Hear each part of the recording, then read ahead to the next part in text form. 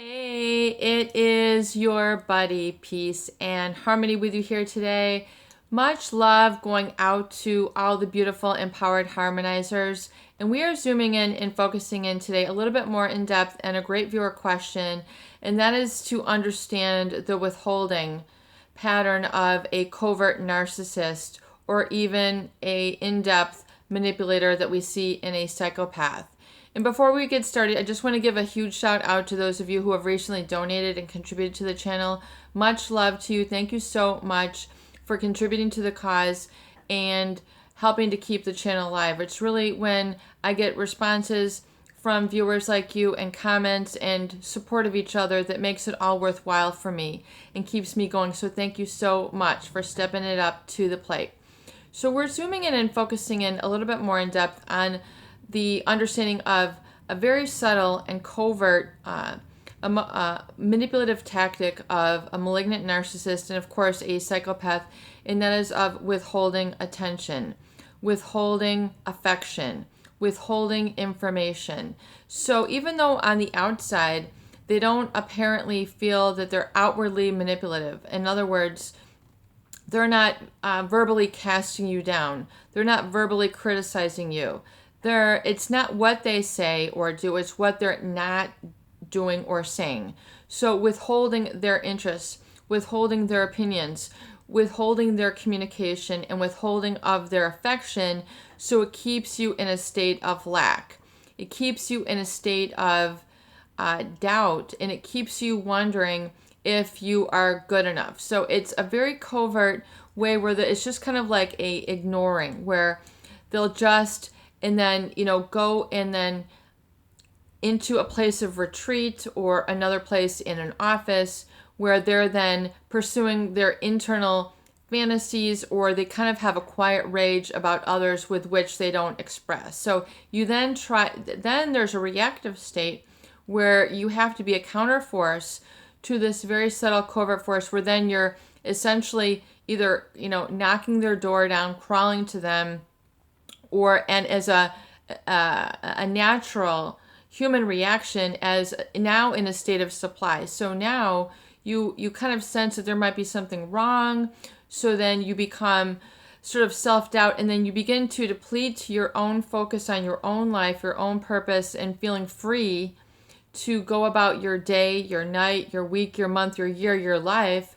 You don't feel free to do that because there's this, subconscious, very deep feeling that you need to either protect them or inquire about them or do something, and then you feel in a state of lack and then in a state of sacrifice, and then feel then a very covert, which means not able to be seen or understood or beyond your conscious awareness, where then you are feeling like you have to take care of them, see how they're doing. It's all about them because there's a certain natural balance or homeostasis in relationships where, people will acknowledge you and validate you and treat you as such, treat you as a human being. Hi, how are you? How's your day going? How's your book going? How's your video game going?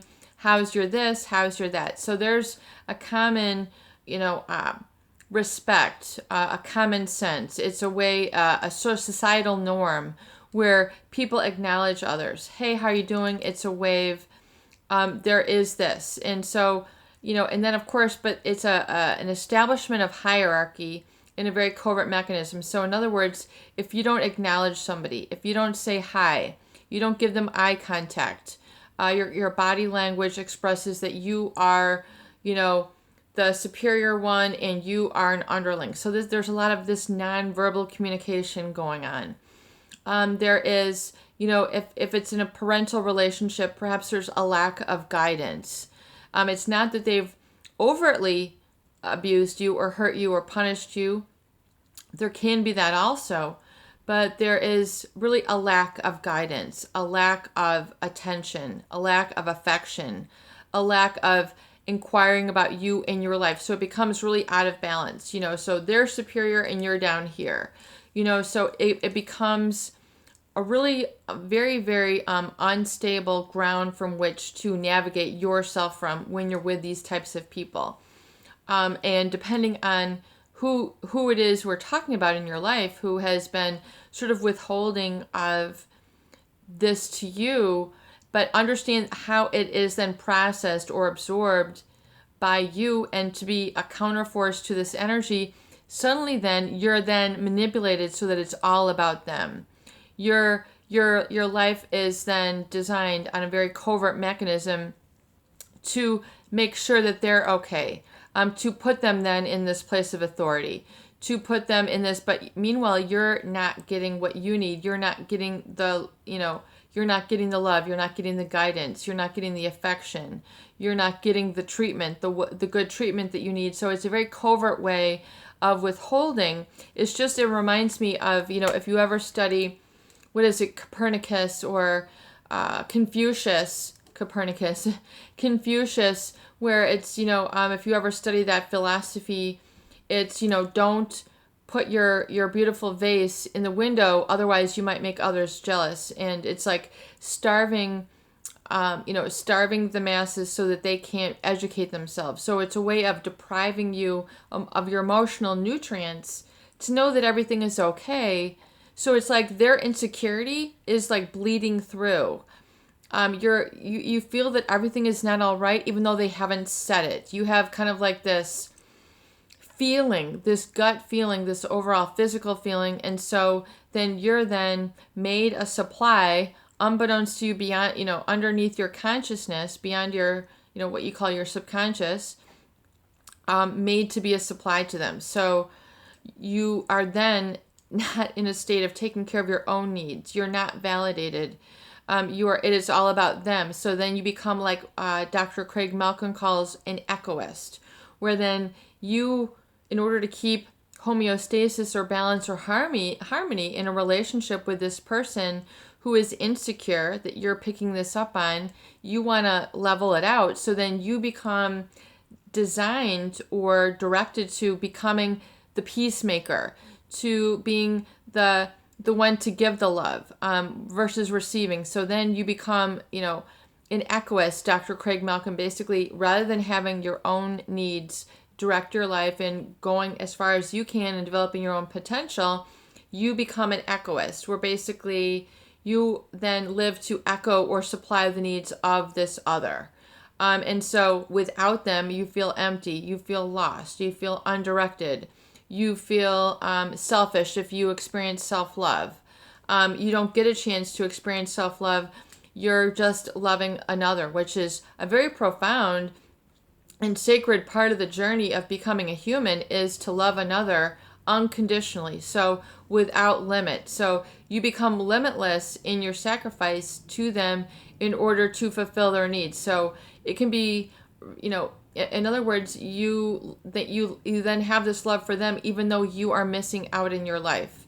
You feel that of course there's healthy bonds where you feel that together with this person you've grown, you've both taken steps together, you've each held on to the staircase, and step by step you're going up together, or you're staying on a lobby together. It's just an analogy, like energetically, of how you are. But this person, because of their silence, because of what they don't say, because of what they don't share, you have a sneaky feeling, but yet, and then you don't realize you're not getting the love. You're not getting what you need. You're getting short-circuited.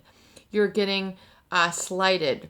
You are, and then so it's kind of like a very quiet intimidation, where then you have to pussyfoot around or walk on eggshells because you don't know if that bomb over there is going to tick. Is it a ticking bomb?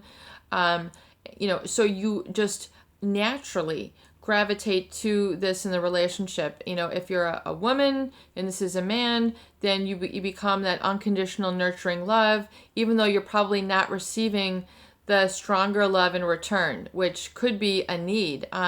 Because if you then are going through life with a deficit, with person who has empathy deficit, then you're not getting what you need. In other words, it's just like, children who are abused, they eventually turn on their parents, which is a huge, profound concept in and of itself. So if you have been emotionally neglected and abused, you're going to turn on them. So in other words, become the rebel, become angry, become non-compliant, become unhappy, become depressed, become, overweight, become financially erratic, not, be underemployed, unemployed. You can't educate yourself. You can't think clearly.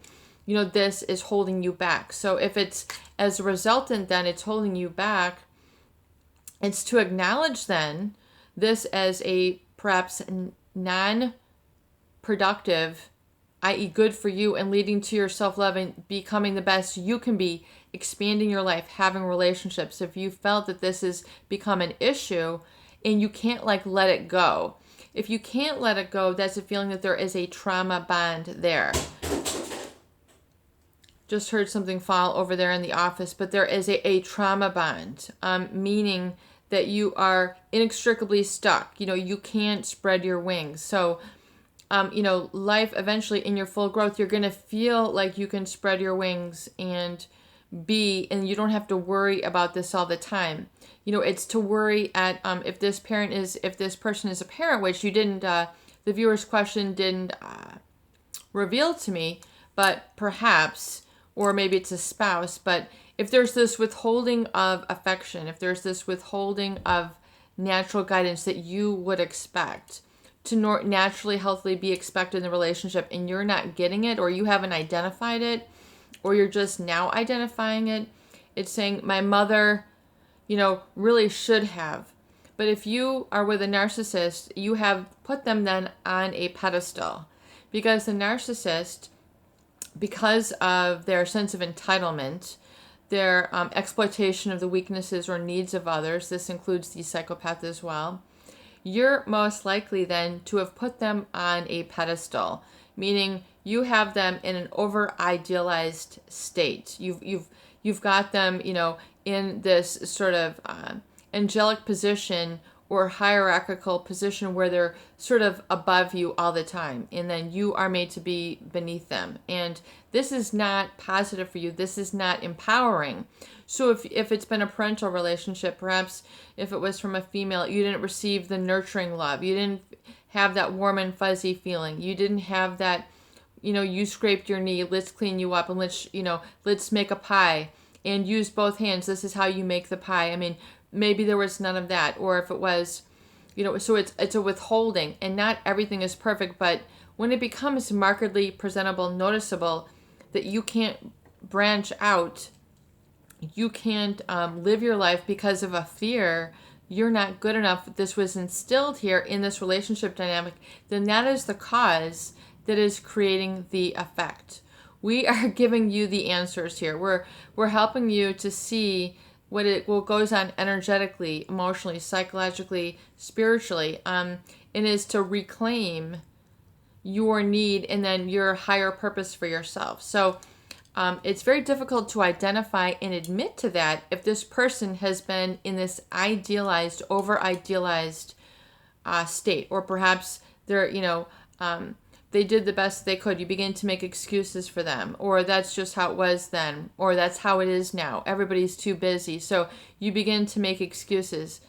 But then you can then identify what are excuses and what are actual true needs. Where are you in enabling this and causing this suffering? So if it was a parental figure or a male, it's just like they're going to have, the need to provide, the need to guide, to let you know that you're princess, that you're a good girl or a good boy. There are certain messages that you need. And wonderful book, of course, I refer to it often, John Bradshaw,